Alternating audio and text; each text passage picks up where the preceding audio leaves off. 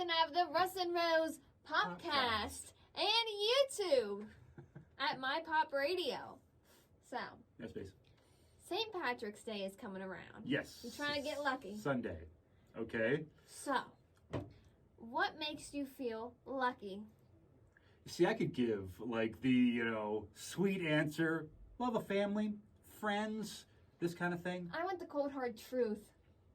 I almost never feel like lucky in like general life. So if you find money on the ground, are you feeling lucky? No, I just I don't really I rarely take it. And this If is you why fa- he's unlucky. If you found like $20 on the side of the road, would you take it? Yeah. Oh, see, I'm a karma guy. I would feel bad. So do you think that not taking life's luckiness makes you lucky? Since you're thinking like, I did a good thing, maybe I'll get blessed even more. What if this is as good as it gets? What if it could be worse? Okay. Well, Imagine that thought. so I just decided that this whole podcast is going to be about luck and St. Patrick's Day things. Okay. So we're going to move on to our next question. You know the saying how at the end of a rainbow, there is a pot of gold Pot of waiting gold, for yeah. you.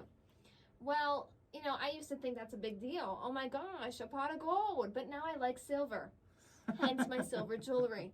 So that's not as good as it gets for me. What would be at the end of your rainbow? Food. Like what kind? Any kind. A nice large hamburger. A nice large hamburger. Medium? If we take out monetary, because yes, I'd like $2 million. That'd be great. But like an item, food.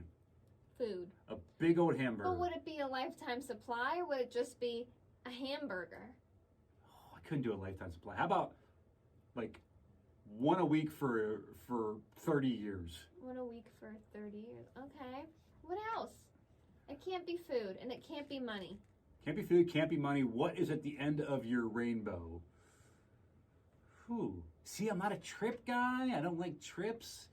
Tickets to a fun concert would be cool. There's a lot of fun concerts coming up. Yeah? Can I get tickets to the Breaking Benjamin show coming to town on the end of the month? I'd like that. That would be good. Experiences like that. I'm trying to think what's at the end of my rainbow. I would like a hamburger and Breaking Benjamin tickets. Well, I would definitely want food, but it'd have to be a lifetime supply of like really good food. Like imagine if at the end of your rainbow, which I think that sounds so positive. What's at the end of your rainbow? Imagine if it was whatever food you want right now, but you're too lazy to go out and get it. Oh, absolutely. Oh, fantastic. That would be amazing. Oh. That would be so cool because I really wanted to get a hoagie earlier, and then I'm like, no, because I'd have to get up. I'd have to walk across the road to the only place I could find a hoagie. So far, there are, from this radio station, there are at least 4 places to get a pretty darn good hoagie that are less than 10 minutes away. Yeah, and they're also less than $10. But the problem is, I don't want to get up. So if I could just go down the rainbow. But now here's the other question. Okay, so let's say you got a lifetime supply of hoagies. Lifetime.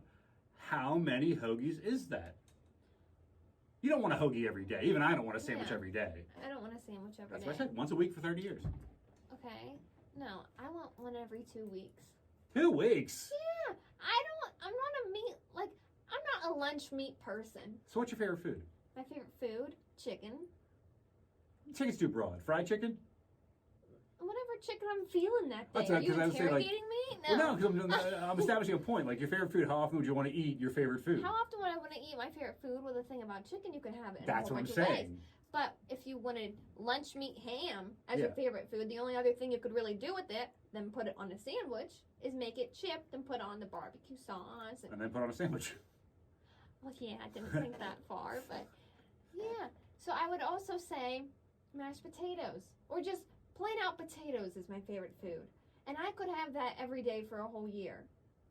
I couldn't, but No, that's you. but you could, because there's so much you could do with a potato. If I was stranded on a desert island, it'd be me and my potato. Because you could bake a potato. You could French fry a potato. You could... You're going to kill your friendly potato on a deserted island? He could be your Wilson the volleyball. No. You could sit there and talk to your potato. No. You can call him Mr. Potato Head. Do you know that when Mr. Potato Head first came out, they just gave you the stuff and then you actually had to have a potato? A real Really? potato? Yes. How old are you? It was before my time. Okay, I was gonna Shut your say. face. I was gonna say. By my time, they had a real Mr. Potato Head, but back in the day, they just gave you like the eyes and the nose and the hat, and then you went and got a potato. Whenever I was babysitting, the girl I was babysitting, she'd just eat her Mr. Potato Head parts. She'd just sit there chewing on an arm. Had to give her a hand with that one. Were you babysitting a Rottweiler? Okay, moving on to more things about St. Patrick's Day. When I think of St. Patrick's Day, I think of beer, first of all, but we're not going to talk about that right now. Yeah. I think of mint. Why is that? Because I saw your question today. As we're recording this, your question was Yes. about mint flavored ice cream, Yeah. and I don't make the connection. I mean, it's green, I guess, but Shamrock Shake is there- mint is mint. flavored. So due to our friends at the Golden Arches, you equal mint to St. Patrick's Day. Yeah, All right. I do. Not like corned beef and cabbage or anything? No, it's Okay. always green. What's green? A mint leaf. If you can't have a clover, you could sure have a mint leaf. I didn't.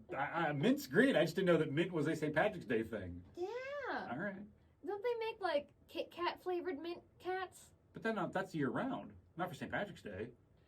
When I think of green, I think of mint. Is that weird? I'm Dude, not I even am not saying the- make a joke. I'm saying, am I? I am not the Tainted? person to say what is weird or not weird because I have so many weird things. But I just didn't know that mint was a St. Patrick's Day thing. I always associated mint with St. Patrick's Day. So do you like mint ice cream? I used to love it, but I can't really do ice cream anymore. Okay, mint flavored anything other than like mint. Yeah, I'm done with the mint. Thin Mints used to be my favorite Girl Scout cookie. Now I'm a Samoa guy. I know that. Thin Yeah. mint chocolate chip used to be one of my favorite ice creams. Now more of like a Death by Chocolate person. Oh yeah. So you were a mint and then you grew out of it? Yeah, kind of. See, I haven't chewed a stick of gum in probably 5 years. I don't like gum. Give me that Antoid. Altoid. I'm leaving that in. No. Like, plus, if you're gonna eat something mint flavored, how much can you eat in a sitting without having like the freshest breath in the world? Like, whenever you ate mint chocolate chip ice cream, did it burn? No, We know how something so minty just burns. that's peppermint. Like when you have like a really strong candy cane, that could, I don't know if burn's the right word, but I get what you're trying to say. It's like Fireball ice cream. Fireball ice cream. Well, it's gonna give you that burning sensation. Pretty sure that it's like a walking meme. Other people call that cinnamon ice cream. Honey, come over here and have a Fireball ice cream.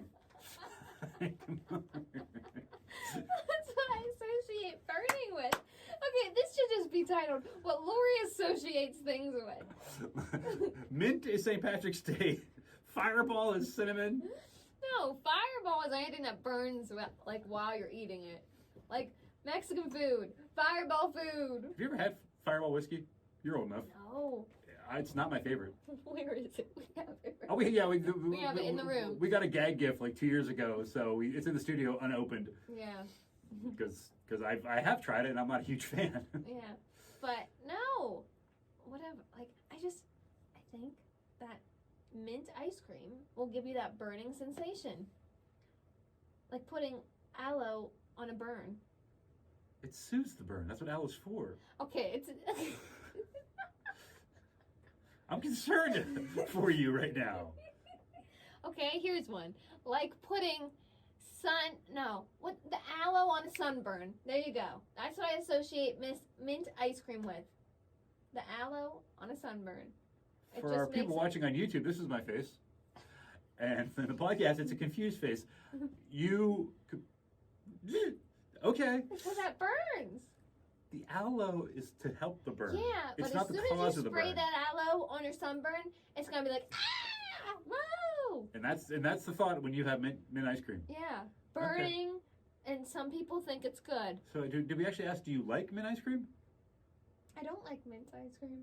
I Because it never had reminds it. you of a scab.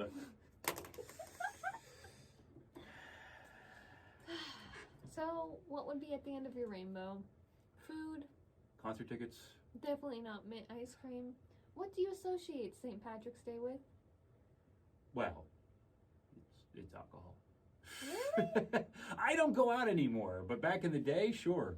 An Irish pub. Yeah, a good like big old meal.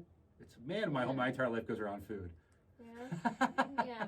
I feel it. You know, certain bands like Irish bands like House of Pain, Dropkick Murphys. House of Pain is Irish? The band House of Pain. Yeah. That's like their entire shtick. Oh. Never thought of that. They literally have a song called "Top of the Morning to You." I think of Ed Sheeran. So what you're gonna do is it's Sunday. We're gonna do on Sundays just kick back with some mint ice cream, listen to Ed Sheeran. Beer. Corona. Yeah. Corona is not Irish. I didn't say it had to be Irish beer. I didn't say it had to be an Irish beer. You know, every week when I edit this, it's a constant battle between what weird thing you say to leave in and not embarrass you, and what to get. You know what? I'm leaving that in. That's too good to not. No. Anything that'll embarrass me, I take right out, which is why. But then I leave everything in for the YouTube. This is true. So Yeah, it's like the battle of the edits. Exactly. Yes. How Right. come Lori's so smart on YouTube and Russ is so smart on the audio version? Now you know. Now you know. So, that was a podcast. Name's not Ed, but you should probably get to Sharon.